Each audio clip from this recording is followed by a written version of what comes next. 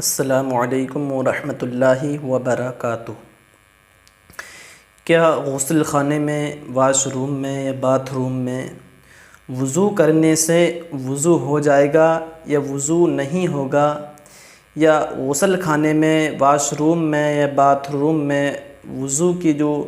وضو سے پہلے بسم اللہ پڑھی جاتی ہے، وضو سے پہلے بسم اللہ کی دعا پڑھی جاتی ہے،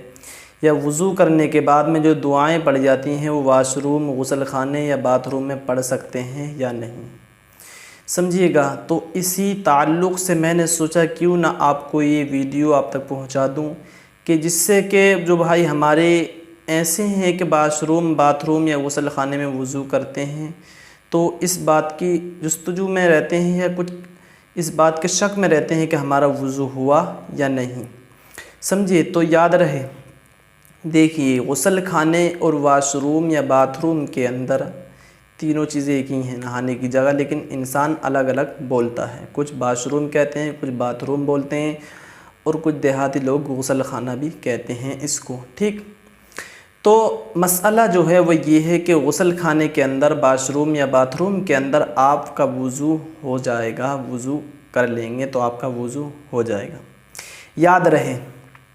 اگر وہاں پر بیٹھنے کی جگہ ہے تو بیٹھ کر وضو کرنا سنت ہے، اور اگر مجبوراً وہاں پر بیٹھنے کی جگہ نہیں ہے تو پھر آپ کھڑے ہو کر وضو کر سکتے ہیں، تو بھی آپ کا وضو ہو جائے گا۔ یاد رہے، دیکھیے اگر آپ کو، کچھ بھائی ہمارے ایسے بھی ہیں نا کہ جو باہر ہاسٹل میں رہتے ہیں یا کچھ جگہ کام کرتے ہیں، جیسے کہ کچھ جگہ کارخانوں پر کام کرتے ہیں، صرف باتھ روم کا حساب ہے، واش روم اور غسل خانے کا حساب ہے، تو وہاں پر اگر نماز پڑھنے جاتے ہیں تو وہاں پر انہیں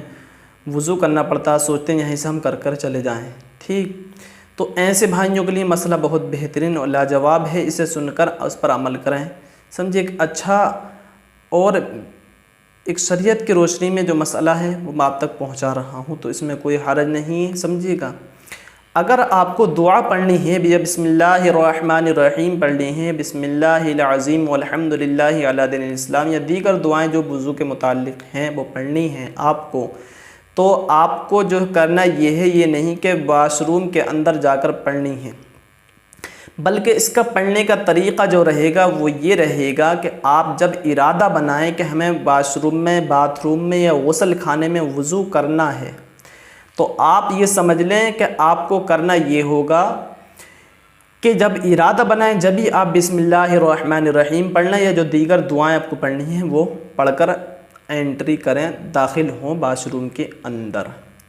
ٹھیک۔ اب آپ نے وضو کر لیا، وضو کرنے کے بعد میں پھر جب آپ باہر نکلیں تو فوراً آپ کو وہ جو وضو کے بعد کی دعائیں ہیں یا کلمہ پڑھتا ہے،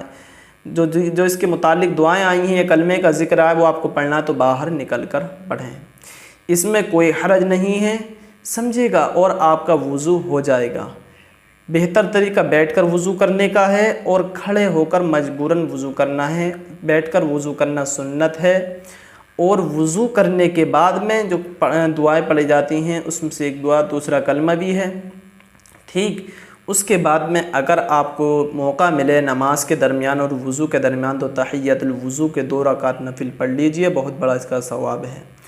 اللہ پاک کی بارگاہ میں دعا ہے کہ میرے اس بولنے میں جو بھی غلطی، خامی، اسے معاف فرمائے اور اسے اپنی بارگاہ میں قبول فرمائے۔ اس پر مولا سب سے پہلے مجھے، پھر آپ کو عمل کرنے کی توفیق عطا فرمائے،